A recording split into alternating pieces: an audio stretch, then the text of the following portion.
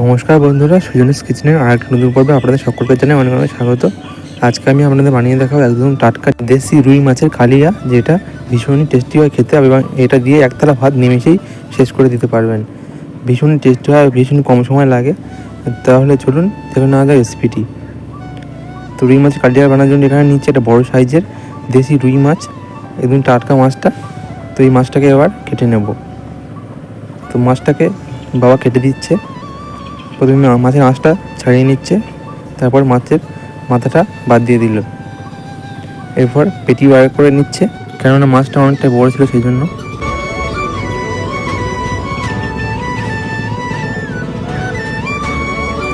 তো এবার দাগা কেটে নিচ্ছে মাছের মিডিয়াম পিস করে।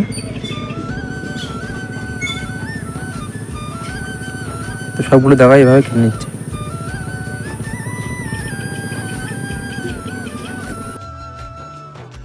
তো এখানে সবগুলো মাছই কাটা হয়ে গিয়েছে, বা মাছগুলোকে পরিষ্কার করে ধুয়ে নিয়েছি।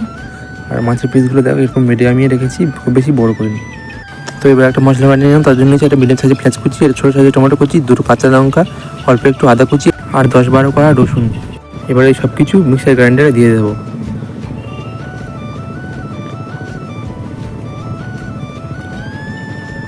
সবগুলো দেওয়া হয়ে গেলে সামান্য একটু জল দিয়ে দেবো। এটার একটা মিহি পেস্ট বানিয়ে নেব। দেখো পেস্ট বানানো হয়ে গিয়েছে।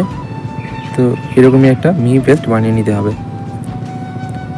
তো এবার একটা মশলা বানিয়ে নেবো। তার জন্য নিচে হাফ চা চামচ হলুদ গুঁড়ো, হাফ চা চামচ লাল লঙ্কা গুঁড়ো, হাফ চা চামচ ধনে গুঁড়ো, হাফ চা চামচ লবণ আর 1 চা চামচ টক দই, আর দেবো সামান্য একটু জল।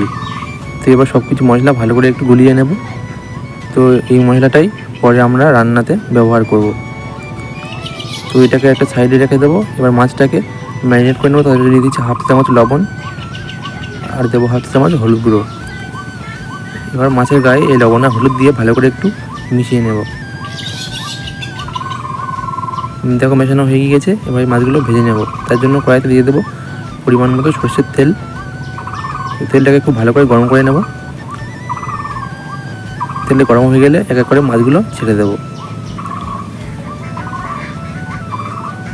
সব মাছগুলো দেওয়া হয়ে গিয়েছে। তো এবার এক পিঠ হয়ে গেলে এক পিঠ উল্টে দিতে হবে।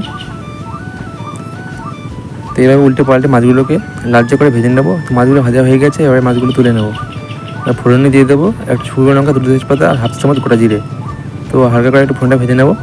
এবার যে আদা রসুন পেঁয়াজ টমেটো কাঁচা লঙ্কা পেস্টটা বানিয়ে রেখেছি সেটা দিয়ে দেবো।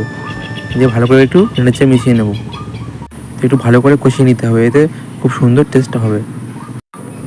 তো এরপর যে গুঁড়ো মশলাগুলো গুলিয়ে রেখেছিলাম জল দিয়ে সেটা দিয়ে দেবো। খুব ভালো করে নেড়ে একটু মিশিয়ে নেব। দেখো মশলা থেকে কিছু তেল ছেড়ে গিয়েছে।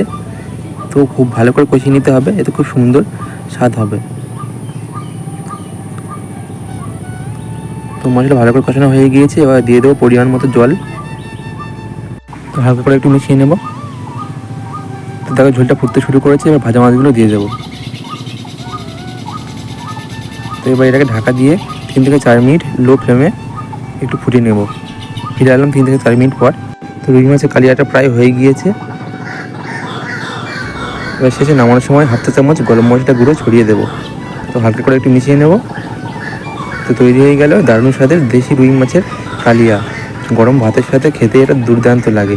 তো অবশ্যই একবার এভাবে রুই মাছের কালিয়াটা বাড়িতে বানিয়ে দেখবেন, সবাই খুবই পছন্দ করবে। তো আজকের রেসিপি ভালো লাগলে চ্যানেলটি সাবস্ক্রাইব করে পাশে থাকবেন। আর রেসিপিটি কীরকম লাগলো অবশ্যই কমেন্ট করে জানাতে ভুলবেন না। তো আজকের মতো ভিডিওটা এখানে শেষ করছি। আবার দেখা হবে নতুন কোনো রেসিপিতে। ধন্যবাদ।